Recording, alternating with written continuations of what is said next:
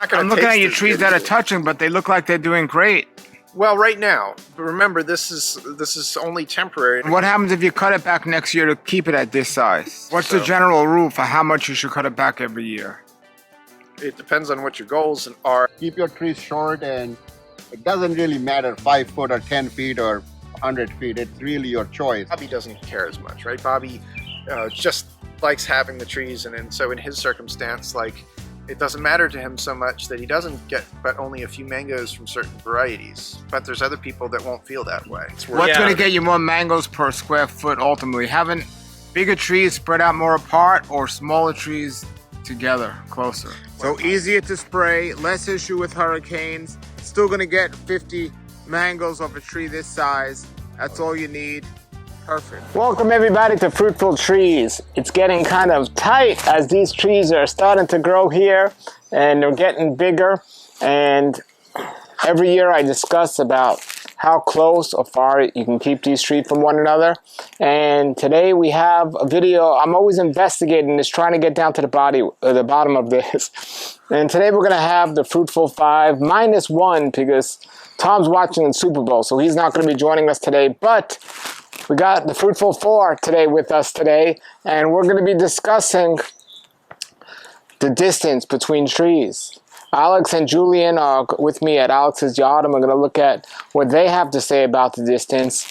But I have to say, I went to Bobby's house to discuss this, and his trees always look like a forest, and you would think, how could anything grow here? And he kept telling me, when he prunes, come back and see. Well, he pruned, and I came back, and things are looking good. It makes you kind of double guess if it works that you plant them close together or not, because it looks like it's working for him. The only way to know for sure in your situation is to learn from experimenting, but I like what people have to say from their knowledge and wisdom. I can tell you I have certain areas in my yard where my trees are 20 feet apart, and I have certain areas where they're 8 feet apart. So I'm experimenting to see what will work here and what I plan on doing in the future. But I wanted to present this information so you can make your own decision. So we're going to be with Julian and Alex in Alex's backyard, talking to his tree, about his trees and the distance. And then we're going to go head over to Bobby's and talk about and take a look at how he pruned his trees that he planted pretty close and his experience of how great they do. So here we go. All right, everybody, here we are. This is Julian and this is Alex, and these are mango trees. We're in Alex's yard here, and Alex has a unique way of planting, and I want to talk to Julian about this as well. We're talking today about, guess what, everybody? High density gardening. So what, I know it's a surprise to everybody that I'm talking about this, but Julian, what do you find, and what do you keep your trees at? Well, I plant my trees 20 by 13. So 20 by 13. 20 by 13. That's high. That's really high density. Pretty much. What do you have here? 20 by 13? 20 by 16.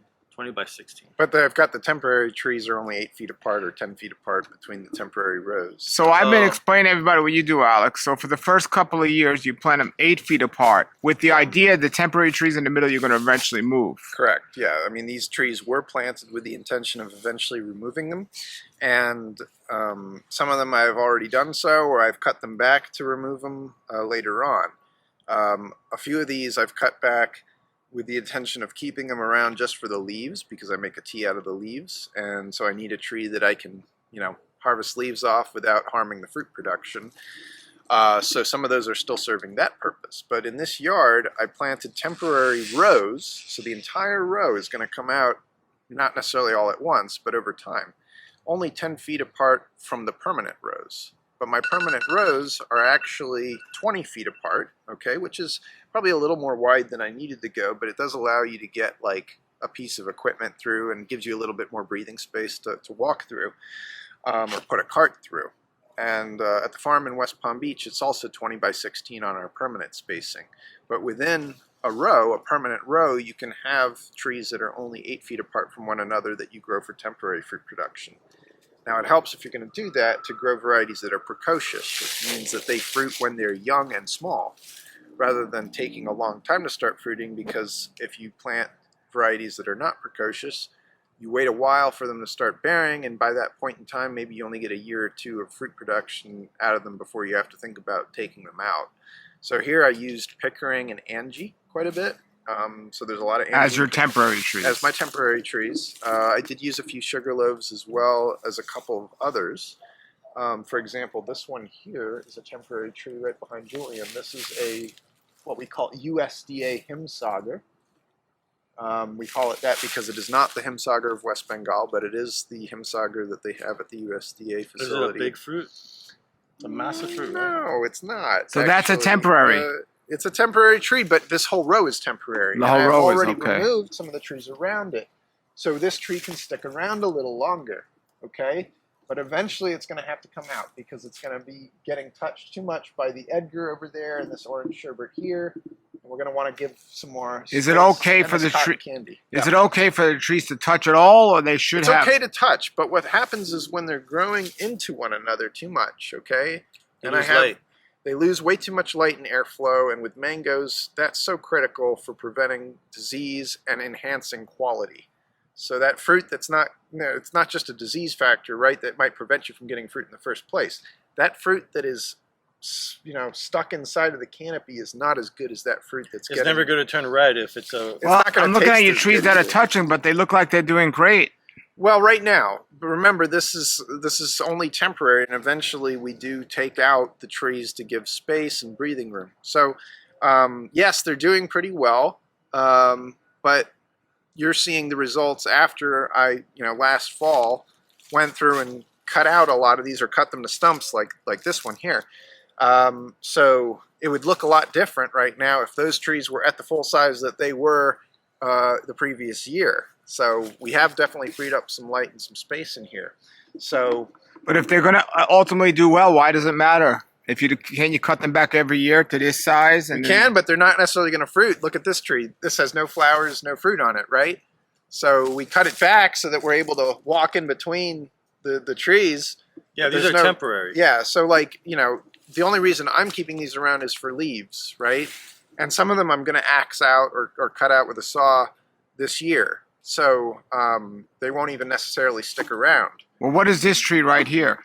This The one right Hemsagar. here is the USDA Okay, Hemsagar, so yeah. that size, when you look at that size, did you cut that back, or is that just growing? No, it's a slow growing variety as far as we can tell. We have another one at the farm in West Palm Beach.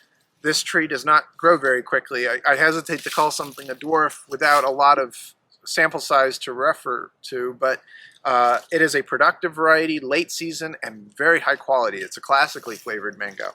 And so if you buy a Himsagar in the nursery trade, maybe that was grafted at the Zill nursery originally or whatever, it's usually this. What we label on our website is USDA Himsagar. Now, if this tree was the same tree, that would be enough for space, no? I'm sorry, what? If this tree here was the same tree, the same growing habits of this tree, you can keep them together for quite a long time, right? If it was just these two. If it was just these two, sure. But the thing is, eventually this will grow bigger, okay? And this tree has also, its growth has been a little limited because it's been within the shade of the trees on this permanent row next to it, okay? I believe I planted this a little later than I planted the Edgar. over And what here. happens if you cut it back next year to keep it at this size? If I cut this back to keep it at this size, it may try to flush growth in the fall instead of hardening off that growth and flowering. So it might inhibit the tree's ability to flower the following year. We don't know. If we get a nice cold winter, it might still flower. I have trees that I cut back that do have some flowers on them, but I have lots of trees that I cut back that don't have any activity, which isn't surprising. I took a lot of canopy off to get them down to that size. And a lot of times the only thing a tree is focused on is refeeding its root system. And when you cut canopy off, you are starving that root system of energy. And it needs canopy to produce carbohydrates. What's So the general rule for how much you should cut it back every year? it depends on what your goals are and everything. But like if you're trying to ensure that you still get fruit, you probably shouldn't remove more than a third of the canopy. I would say less. I would say like a quarter. Maybe a quarter. That's a little more conservative, but it's more likely to result in a response that's not going to inhibit its ability to fruit the next year. Because a lot of fresh vegetative growth on trees, especially mango trees that are so dependent on mature stems to flower here in Florida. Yeah, because they're flowering at the tip of the stem. Yeah, at the terminal end. So, so if you are a little too harsh with some of them, they're going to want to replace that canopy that they lost, and that can mean flushing growth in November, October, November, and then the period of time for them to harden off that growth flush before the cold fronts show up might only be like 2 months, where it's optimally like 100+ days, and to be more likely to respond to a cold front. Sure. Something I noticed difference between both your farms, your trees are much taller. And They're 20+ years old. They're like 25 years old. So here we are looking at Julian's trees. So how far apart did you plant these mango trees? I planted these about 25 years ago, and we got 20 feet from this tree to that tree. This is a zillate mango, and this is a guava mango. So from here to here is 20 feet. And then if we go over here, diagonally, we got an Edward Kent number 14, which is also known as Tebow. We got 13 feet from this zillate to this Edward Kent. So my strategy was 20, because I'm limited in space. So my strategy was 20 by 13. And did it work out? 25 years later, you tell me. It's not bad. Every once in a while, I have to come in here with a chainsaw and do some cutting and give these guys the appropriate amount of space so they can get some light. And I think it's worked out very well. Every year or every once in a while? Every couple of years. Every couple of years. And it's due for another trimming. Okay, but I have the feeling in 20 years, these trees aren't going to be as tall as you keep them now. Do you have a plan on like even Well, my intention is that the trees that I have in permanent spots are going to be kept at or under 15 feet in height and spread. Okay, but that's going to require management and pruning, right? And right now, some of those trees are already approaching that size. So like the Carla tree over here, which we'll take a look at in a bit, that tree has already reached the maximum height that I want to let it get. And so after this season is through, I'm going to have to go in there and I'm going to have to prune out some of the limbs to keep the size under control. And that might have an impact on its crop the following year. We hope not. Okay. But I've already, in the time that I've been growing some of these, I've already had to prune a few of them, and I'm going to have to prune more this coming year with a more significant prune than just tip pruning them to shape them. So like over there, I've got a guava mango that is going to have to be pruned next year. I've got a white piri back in the corner that's going to have to be pruned later this year after the crop is through. This sea crest behind us here is getting close to requiring some pruning. It's still okay for now after I remove some of the temporary trees around it. But that 15-foot mark is kind of my barometer for when I'm going to actually have to do a significant prune on the tree. And here we are, everybody. This is Bobby. And here's his trees. This is his high density mango growing, and he's cut them back. This is his high density area, 10 feet apart, bunch of trees here. And he pruned them hard last year. And Still got so many flowers, right? I would have had more flowers if I didn't prune it 75%. So that's why it's recommended to prune every year after you harvest your fruit, at least 20-25%. You should prune it at least so you have a space to walk between every tree all around. Urbanation, cherry, coconut cream. And these are what, 10 feet? See, these are dwarf. That's a wait. This is a Carrie. This is a Julie. Look at this Kerry, folks. Look how small it is. Look at it. Yeah, So this many flowers. this tree gets about 50 to 100 fruits. Wow. But because I did a pruning, I might not get that many. I remember one year I went to your farm and you had that ST Maui that was humongous, and then the following year you cut it back tremendously. And I assume you missed the crop the next year because you cut it back so hard, right? Right. So you both are the experts in this field from the experience-wise. What do you recommend? Do you think what you've just said you keep them at is the ideal, or do you think it's different for everyone? 25%. If you want to keep your crops every Well, year. I mean the and cut spacing of back, the trees. 20 feet is the 20 classic, feet. is the classical, classically used measurement for mangoes. But you get away with 16. Some people get away with I'm doing less, it 20 but- by 13.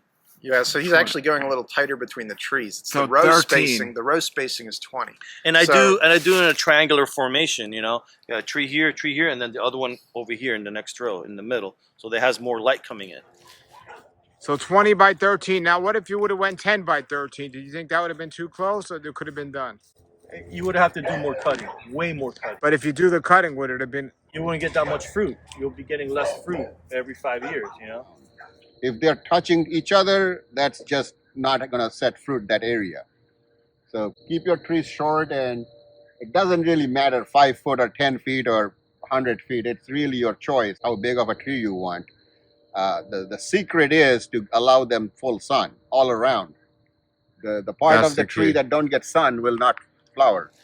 So I think a little bit of it depends on the variety you're growing, because some can be spaced pretty tight, like dwarfer varieties. You can get away with tighter permanent spacing. Okay, whereas certain hyper vigorous trees, even the spacing that we're talking about is a little too tight for them in the long run, Right. For me, optimally speaking. So like if we're talking about varieties, for example, Bombay is an extremely vigorous tree, and we grow it in that 16 by 20 foot spacing at the farm, it's too tight for it. And it's too tight for the ST Maui too.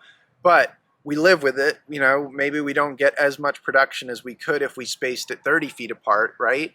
And let it grow a little bigger because it wants to get a little bigger, okay? But we live with it because we've got so many varieties that tolerate that tighter spacing, and it's okay to have a few trees that aren't, you know, in But the somebody optimal like me spacing. with my own farm on my own backyard, not a commercial farm, not needing as many mangoes as you get, if they plant it tighter just to get another tree in there, will they not get any, or will they just get enough for their own personal use? It's going to depend on the circumstances, because, you know, I would imagine that you'll still be able to get some amount of mango. Whether that's satisfactory to the home grower is another matter. And how many fruits can you expect on a tree this size? It doesn't have that much stock, like a caliper. So this might give my maybe 5-10 mangoes at the most. This is like not even 2 inch. So that tree will give more. It's about 3 inches. This might give me about 25 to 30 mangoes. But something like that tree at the end, or this tree, will give at least 50 mangoes. Like that tree. It's a little chlorotic. But yeah, it was guava on the first flush. So, and we got the second flush here. So they're getting, you know, a lot of light, especially on top. That's where I'm getting most of my fruit, on the top parts, because the sides are being covered up by shade. But still not bad. So the closest trees that are together are 13 feet apart, Correct. and those sides are working okay. Yeah, like for example, right here, this is a raw honey. They're okay? Okay. This is a raw honey, and that's Edward Kent. The 13 feet from that one to that one, right? Right here, 13 feet. So 20 feet and 13 feet. Yeah, 13 and that's 20. So basically, the rows are going that way. These are just rows going straight. So easier to spray, less issue with hurricanes. Still gonna get 50 mangoes off a tree this size. That's all you need. Perfect. And you can pick them, and not the squirrel and birds eat it. Squirrels are more scared to eat it if it's within 6 to 7 feet tall. If it's 100 feet tall, they're just gonna sit there and eat and watch you. Yeah. So this is each tree is gonna get about 50 mangoes, and that's because I didn't prune them on time. If I did prune them on time, they would get 200 mangoes each. So the next year I should get more. Yeah, if you go inside, there's all those trees are flowers, like heavy blooms, and the blooms look fresh. Like this is how your bloom should look like. This should be bright red. This should not have any black on it. So no matter how close they are, just make sure they're not touching so they get full sun. They're gonna, and the sun kinds of, if you have all the way around, the sun will find its way. It's gonna get some sun at least, even if it's on the shadier side. It's still gonna get some. But sun. where it gets sun, you're gonna get the And most you're gonna mangoes. get the flowers there. I mean, you can walk the back of the tree; it still got flowers. Like, look at that. you're gonna still get flower on the back side, or so because it got the sun. A lot of people expect to get a lot of fruit from their trees, and it's not an Well, unreasonable if it's tight, expectation. they're just gonna get it where the sun's hitting it. Right. And so it might all be at the top of the canopy, right? And then guess what? If the tree is a little too tall, you might not get a lot of that fruit because the animals will beat you out to it, or it's going to become Hard to victim pick. of drops. Yeah. And it's hard to pick, and certain mangoes don't make good drops. So, and I've seen that kind of situation before in yards and farms where things were a little too tightly spaced. But in terms of, it comes down to the person's expectations on production. And, people want to see a lot of fruit from their trees, especially if they're sharing or selling that fruit. And in those kind of circumstances, if you have high expectations for your fruit production, I wouldn't try to cram ultra vigorous varieties in tight spacing. But if you don't care as much, Bobby doesn't care as much, right? Bobby just likes having the trees, and so in his circumstance, it doesn't matter to him so much that he doesn't get but only a few mangoes from certain varieties. But there's other people that won't feel that way. So, But he's looking at getting hundreds of 50 to 100 mangoes off a tree that's been cut back and kept small. okay. I mean, so that's what he's saying. Why not keep it? Well, a tight? truck, they come in with the circular saws right after they finish harvesting all the mangoes. So we're talking about maybe even September. Yeah. They go in there and they just, indiscriminately just cut everything at least 25%. Ultimately, what's going to get you And more? they flower again the next year. Yeah, those are old trees too. It's worth What's Yeah. going to get you more mangoes per square foot? Ultimately, having bigger trees spread out more apart, or smaller trees together closer Okay, think more spread mangoes per acre. per acre or per square foot. I or mean, however you want if to we say. look at yield records, then the ultra high density method is probably churning out more yield per hectare. And if you look at studies from Australia and South Africa, and even in India, where they've done this stuff, the yields that they're getting per hectare is pretty incredible, and far exceeds what mangoes grown at traditional spacing have been able to perform at, which are more like in the 20 tons per hectare range. The ultra high density orchards have been able to achieve higher levels than that, but they're also using PGRs to help achieve that, which we can't use here. So I would say probably it's the tighter spacing on a yield basis, but it requires more management. So that's something that has to be factored in.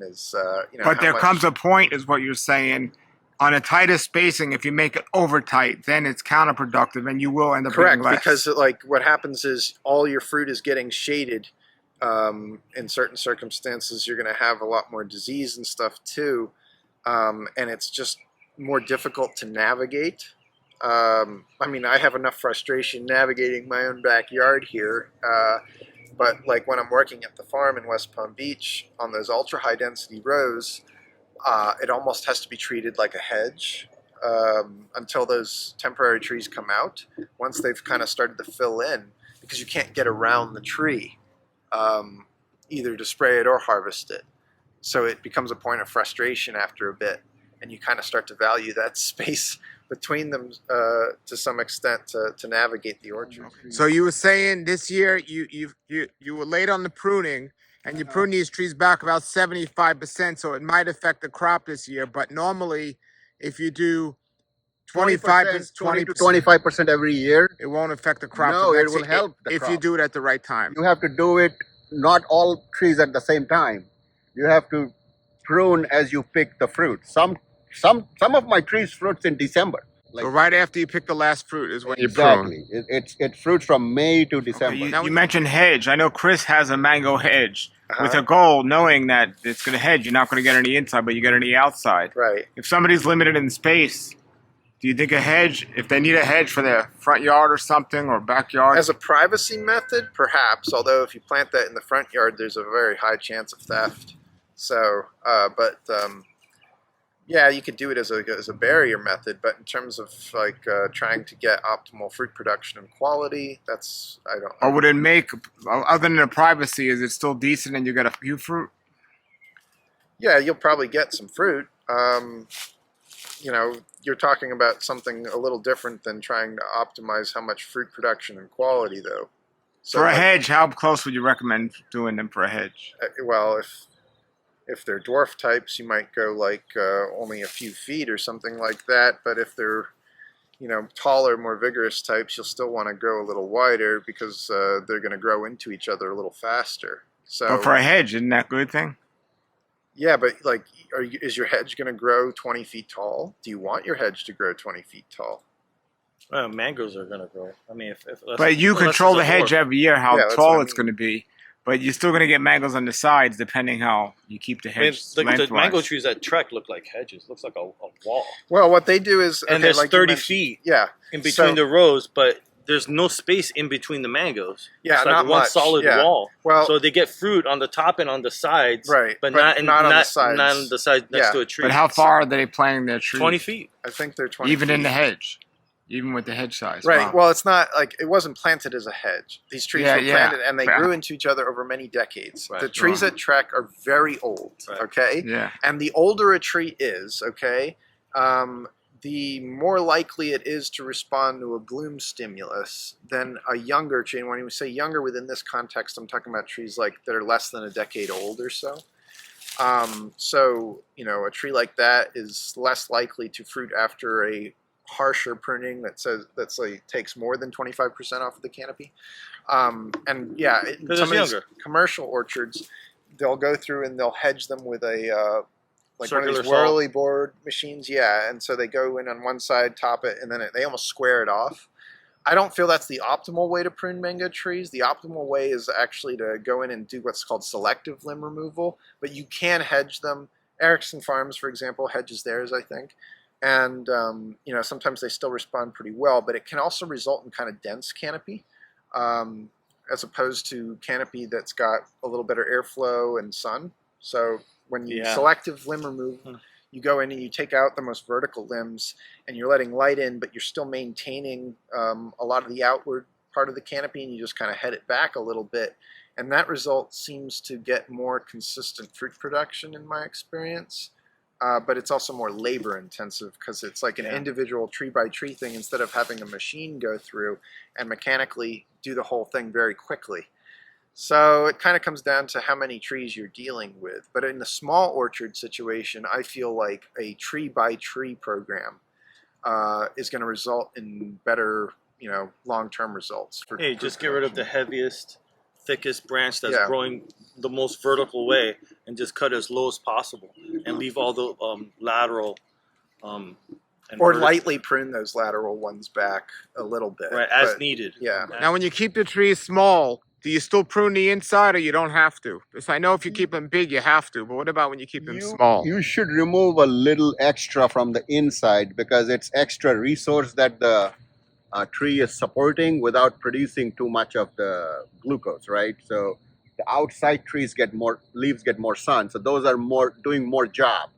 The inside leaves are not doing the job because they're not getting the sun. So they're just a baggage on the tree. Like they're feeding those leaves without them making too much utilization. So you should remove more leaves from the inside. You shouldn't leave everything, but just more on the inside and just tip the outside. So the outside, I would just tip it. I would not remove these leaves because all these leaves are golden. They're the one producing absorbing the sunlight. So I would just tip it when I prune it. Not right now, it's got flower. I would just tip this here and I would remove a little more from the inside. So, but you won't let this tree get wider than this, right? When you're No. pruning, are you looking at the height or the width? What you're looking at right now, well, this tree needs to be, this Sure. is newly replanted. So, but this is the size it would stay at. That's the biggest. It already That's grew. from the height standpoint, that's the biggest. But what about the width The standpoint? width also, if you notice, like a foot, about a foot. This could grow a little bigger. Like you see, you should be able to walk around. Yeah, so it doesn't matter how wide you 1 keep them, feet. just as long as you have space between the tree. About a foot, like between 1 and 2 feet apart maximum. So once they start touching that, you gotta When stop you pruning. prune it, you got to prune it so they have 3 feet of a distance because they're going to grow in. Okay, so when you prune it, no matter how far, 3 feet between trees. Yes. Okay. They're going to grow back by 2 feet each tree, and then you're going to have like about a foot left. I know somebody who has 3 trees a Valencia Pride, a Bailey's Marble, and I think a Lemon Zest planted in a triangle about 8 feet from each other. Okay. And there's absolutely nothing on the inside, but the side of each one is Right, loaded has and big. Yeah. I mean, and you can have that with like a topwort tree too, right? A topwort tree can have a branch or a limb that's got one variety and another than, like at Muriel Strasberg's place, there is several trees like that. There's the one that's got Bang & Polly, Allenport Banishan, and I think maybe Dot. And another one has Valkyrie and something else. You can do that with a tree that's on its own, rather than having to plant 3 different trees. You can take a tree and just put multiple varieties on it and designate one part of the canopy, a third of the canopy, or whatever. And Julie and I both know people that have put a lot of varieties on single trees. So yeah, good. And how high do you keep them? Do you go for a certain height? You could, depends on the tree really. Some trees are dwarfy. You could leave them at 5 to 6 feet. Some trees are a little giant. I could go with like about 8 to 10 feet with those. So depending on the variety. Depending on the variety, and it's good to plant a different variety side by side. That way they get more sun rather than planting the same variety. Then they're competing. But with the bigger tree, shade out the smaller. Yeah, so put a smaller tree next to a bigger tree. But with the bigger tree, shade out the smaller tree. If it's on the south side, on the northern hemisphere. I got you. So if it's on the northern hemisphere, you plant the south side. Bigger tree. No, the smaller tree on the south side. Yeah. So there you go. Very good. All right. Well, thank you, man, for sharing these tips. We'll see how it goes. We'll come back here during the mango season, but this is great tip and suggestions for everyone. And again, like Bobby said in the previous video, it can work if you do the work. If you don't do the work, if he didn't prune this, we're in both agreement. Nothing would happen here. It would be shaded out and terrible. But if you prune it, it works. And yeah, high density will fail if you don't prune. It's a massive failure if you forgot to prune it. And prune it enough where the trees are not touching. Every year, you have to be pruning every year. As long as they're not touching. It's better to over prune and let them not touch than to do any type of. Well, if you prune every year, you're not going to have that problem of over pruning because you're going to. It can only grow so much because it produces a lot of fruits. It doesn't have that much energy. But at the end of the season, if the trees are touching, you've not pruned enough. Correct. You should prune it. So you should get an idea how much they grow. You can see them and find out. And you prune them more if they're growing more. At one point, what happens is the tree is going to produce fruits. And when they produce fruit, they have less energy left to grow leaves. So as you keep it dwarf, they will have a tendency to become dwarf slowly over time. So they're going to figure it out. It doesn't benefit me to produce leaves. And that same concept will pretty much work for every fruit tree. Every single fruit tree, yes. All right, everybody. Here it is from the expert's mouth, what their experience has been. And I'm just sharing it. Because in my yard, I'm trying to get by with as tight as possible. But I'm open to but you're taking out plants too. You're taking out plants when it gets too tight. Always learning and always having an open mind, always checking it out. Yeah. What you can do also is just cut one off and leave the other. That way that other branch can possibly give you some fruit. And then it'll be a year later or more until you decide to cut the other one. And by then, the other tree would have grown already and be closer to wanting to make fruit again. My goal is, and what I don't want is when the trees are competing for the sun and they get so tall and they'll get fruit like 20 feet in the air, which I've seen trees planted close together. That's what happens. They like race each other to get higher, to get fruit. Yeah. That's what I'm trying to avoid. So if I can keep them lower and get some fruit, however that might be. Well, that's their natural instinct is in the rainforest, you got to compete for sunlight with everybody else. And whoever makes it to the top wins. Yeah. All right. There you go. That's Laura Farms. And she has the success. All right, everybody, that's another great video with the Fruitful 5 -1. Tom is home watching the Super Bowl right now. But I'm so interested in this topic because I have a small space. I do plant things close together. I am a fan of the high density gardening when and if it works. So I'm a big fan of keeping the trees smaller. I want to get the most production out of my trees as possible. I was just at somebody else's house, and I'll be posting that video soon. He plants his trees 6.5 feet apart. And his idea is instead of having like one tree with 100 mangoes, he'll have like maybe 4 or 5 trees. And even if he only gets 20 mangoes a tree, he has the great versatility of the different varieties. So that's not a bad strategy. So we all got to figure out our goals and experiment and learn. And I don't think there's really a wrong or right answer. I think there's like what's working for you and your goals. So I hope you learned from this video. Please put your comments below. Thank you for watching. Have a great day and keep growing.